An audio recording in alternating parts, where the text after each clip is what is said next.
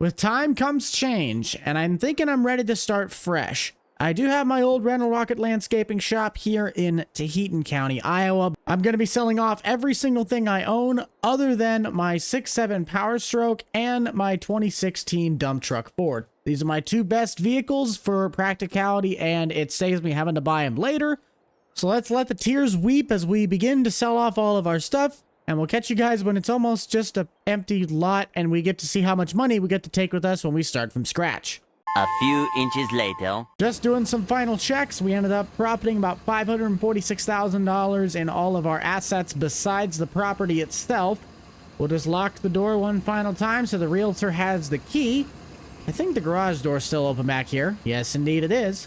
It's sad to see us leave, but you know, times change and things need to change with it. We actually also did end up rebranding. We're going to have a new logo once we get to our new place.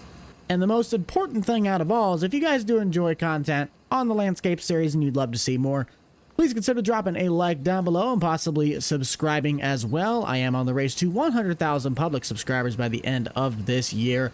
Daryl's already taken off with the other truck to my knowledge. I'm not 100% sure. Yep, there he is. He's sitting there waiting for me on the other side of the dealer. Let's lock up the gate and head to Westbridge Hills. Coming into the beautiful village of Westbridge Hills, we have the local Ball Diamond. We're hoping to get a contract with them. We also have the lovely village. Now, my plot of land that I bought from the bank cost me $20,000. It sits roughly on the top northwest side of town. I don't know exactly what I'm going to do with the layout yet. It's that plot directly on the other side of the red building. But it seems like a good chunk of land to be able to build our business upon and grow from here. We got a lot of people to get jobs from, and we probably could score a couple contracts to see where we can really take this company. I think Daryl and I are going to take one last look at the pretty much just grass pad before we start getting up into landscape mode and building this shop out. I have some ideas as to what I'd want to build this place like, but I don't have a specific set design. So you guys are going to be getting to watch the time-lapse building process of this, but we're only going to use the amount of money that we have in the top right. So this is going to be kind of a budget build. After we get all that done, then we'll start buying some of the equipment. Let's get up in the sky and build this place out.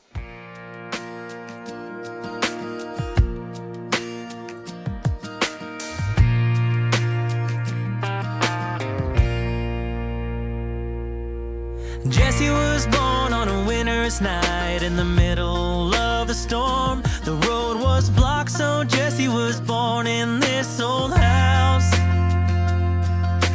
Raised on love in those sunny years when there was magic in the world. Her laughter traveled well across those hardwood floors. God knows we didn't have much, but in a way, you know we had it all.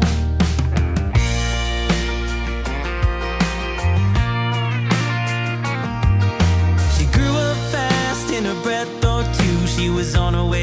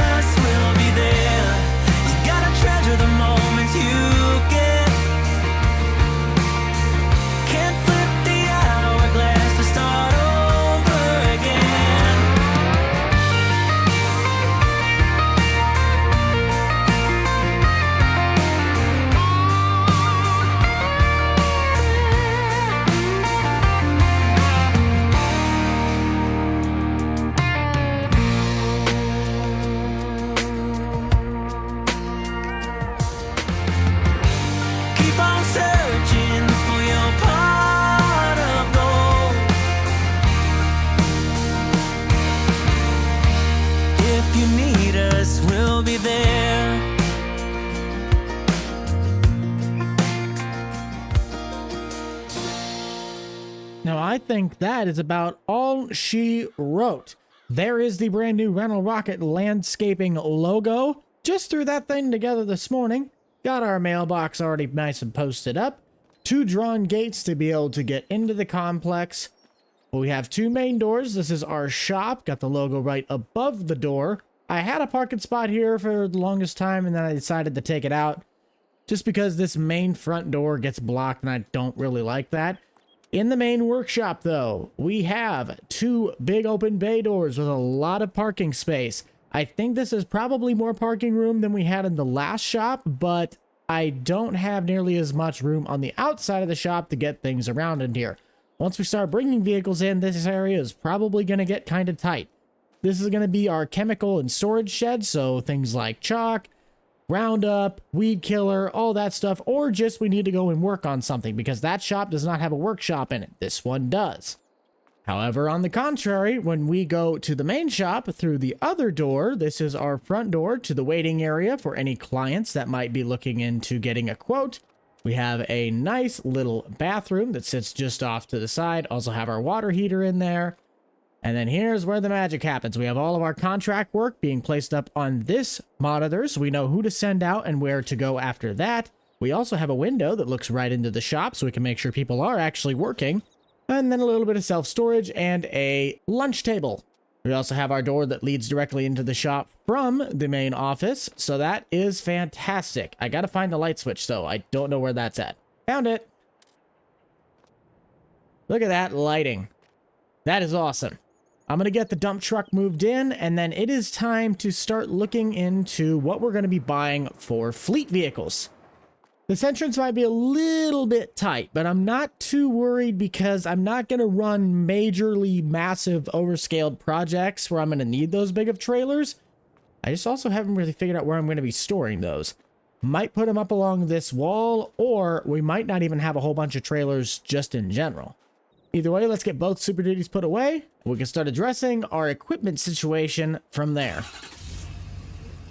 The one thing I did not do at the last location was I didn't really build the place adequately to store my equipment. This way now, I actually have adequate room behind the vehicles so they're not running into the fence line, and I have room to get things around through the yard. As you can see, even with the hitch, we still have plenty of room before it hits that chain link. One of the trucks I'm looking at getting is this 2017 Chevy Silverado 2500 Duramax diesel with a 4x4. And it's got a plow mount on the front, so we can really use this when it comes to the winter season. We'll just have to take out the toolbox in the back. Only problem is that truck cost me $86,000, and we still have to buy equipment. Probably could have just bought this truck in white and called it a day, but it'll be fine. Can't forget the most basic and rugged work truck there ever was on the market. Got to get ourselves a Chevy square body. We'll have to be careful with money because we only got $194,000 left, but I'm going to pretty much start buying out my trailers, which really won't be that much. Definitely going to be getting some lawn care stuff with the gates on the side, gate on the back. At some point, if I want to add my logo to that, I can. That looks like a good trailer to me.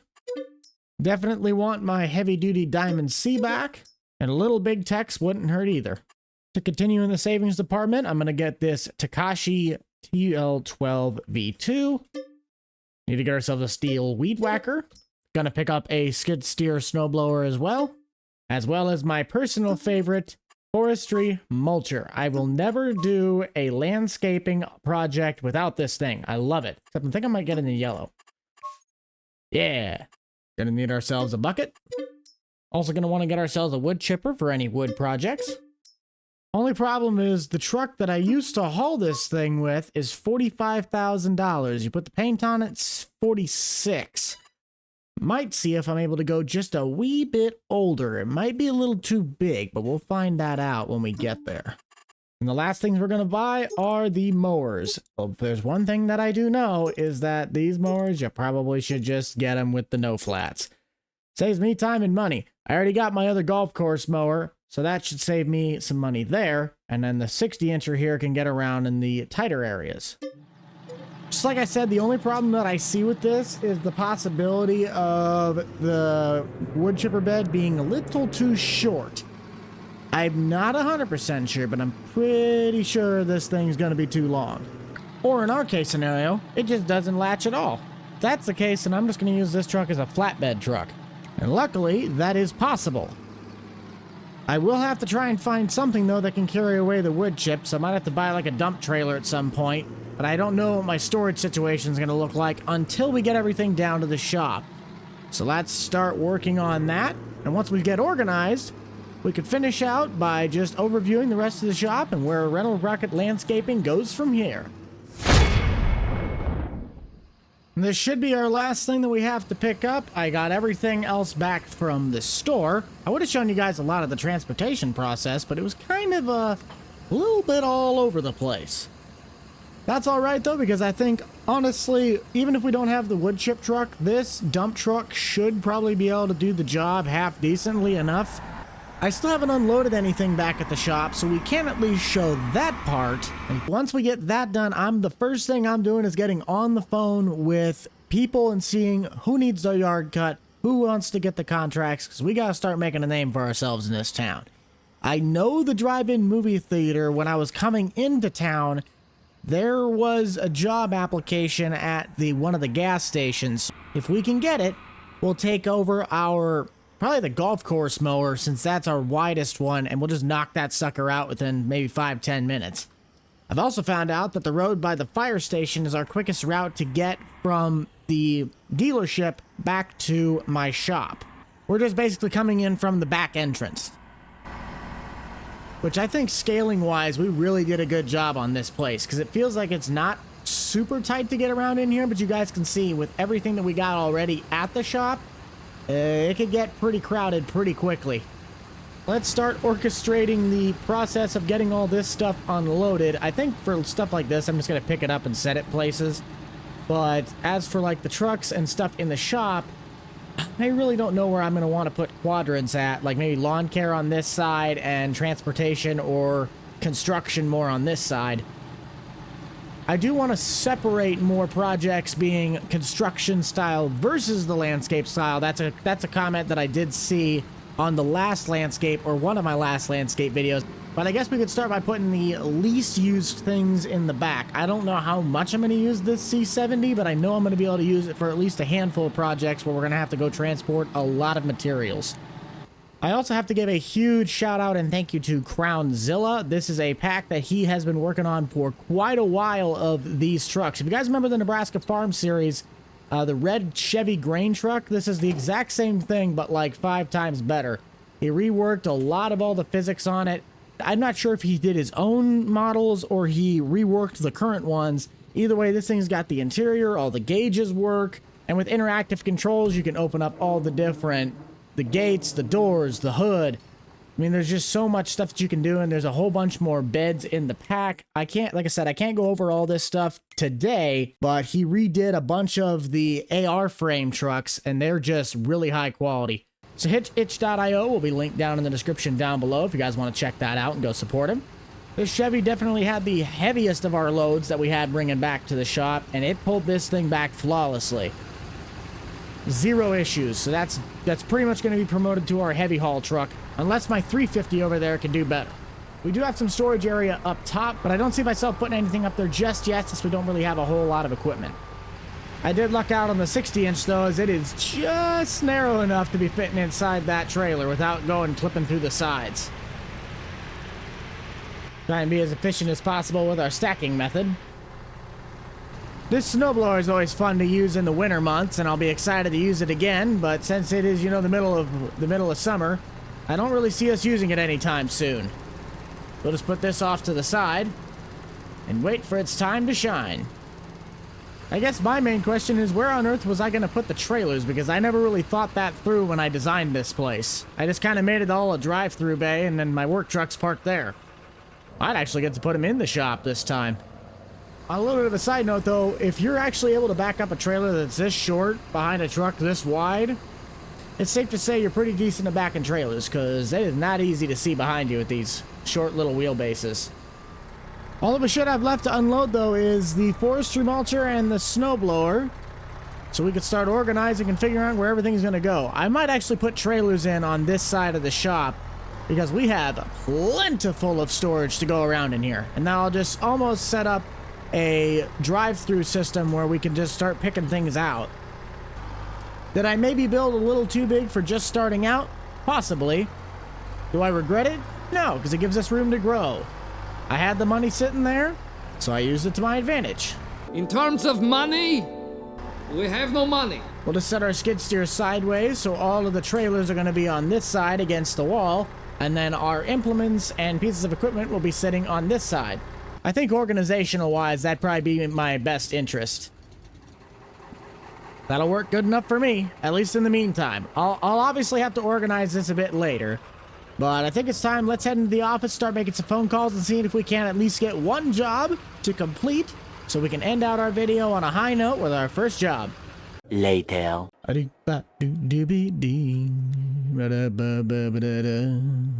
Ah, yes! Nice. So it looks like we did end up securing that job out at the drive-in movie theater. Trying to think which one I want to use best. Oh, did I finally just turn on the lights in here that actually you can see? Ah, that'd been nice to know. I was like, I wonder why it was dark in here. If we're gonna do that drive-in one, I just want to get it done with the golf course mower. So we're just gonna take out the Diamond C. And I know that Silverado tows that trailer really well, so we'll just take that instead of the Ford. Plus, we also haven't really ever used this truck other than in the gold mining series with Grant. Well, on our way, I want you guys to hit down in the comments, because we are on a new map, new save, new projects, new destiny. What kind of projects would you guys like to see on the landscape series? I know we did the Memorial Park just behind us, where we had a couple requests to do a addition to it with like a firefighter monument, police monument, just a full circle memorial rather than just dedicated to veterans and those in the armed services. But you guys already know the drill. So head down to the comments and let me know. This drive-in theater, man, maybe I could have done this with just the 60-incher. Looks like we might get this job done relatively quickly then. Let's get unloaded and start mowing. I'm tired of feeling like a small fish in a big pond. I think I'll go back where I came from, where everybody knows my name. My friends are still the same. I guess the slow life hit me just right, like a bonfire on a cold night. Hell, and you can keep your 9 to 5. Happy with the simple life.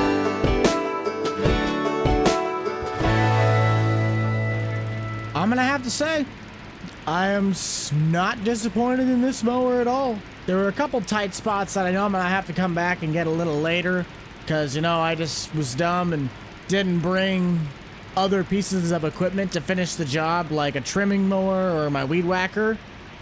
I also realized I never bought a push mower, but this should be my last pass, and then all I have left to do is I'm gonna do a loop or two around the outskirts of this place, get that all cleaned up, because yeah, all this stuff would have to be done with a weed whacker. I can't really get all the way up close. I mean, some of it I can, but it's just harder to reach that with such a big mower.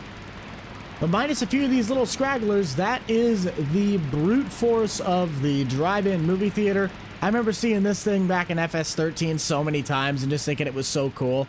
I think I mowed it a couple times when I was in that days too. But I'm gonna do just a few passes going along the roadside to clean this place up and really make it feel like home.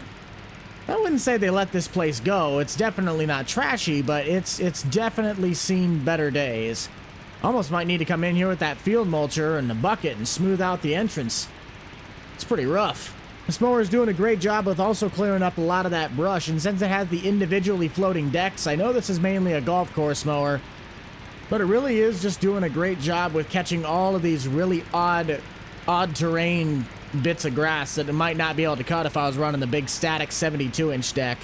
I do like to ask you guys a lot of questions, so what was your guys' preferred brand of mower? I know I've asked this question before. Some people said Craftsman, some people said Kubota, a lot of people said John Deere.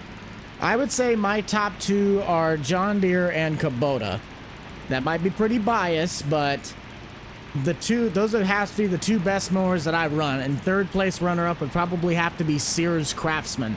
Craftsman's just one of those brands that, especially the older stuff, it just ran. You could literally have thrown orange juice in the gas tank and it probably still would have started. And if it didn't, you could buy a part for super cheap to fix it. That's where Deere and Kubota were not really the same. The Craftsman was more the common man's market. But the rise of a Harvester 4 running out of taters, that's a flash from the past right there. It's just really crazy to think that FS13 is now 11 years old. Hey, there's a tractor, collectible, mint. That's like $1,000 right there. Can I collect it? Nice. So if anybody's wondering, there's apparently a collectible right there on top of the sign. This contract on a monthly standpoint runs this client about $500 just due to the amount of grass that we're going to be cutting, and he wants us to be cutting this at least once a week. So 500 bucks is what we're going to be getting paid for this job. Then I will be packing up and heading back. We don't want to turn the mower off, we just want to turn the blades off. That definitely looks miles better though. I really do like that. I don't like the fact that I can't get the mower on the trailer though.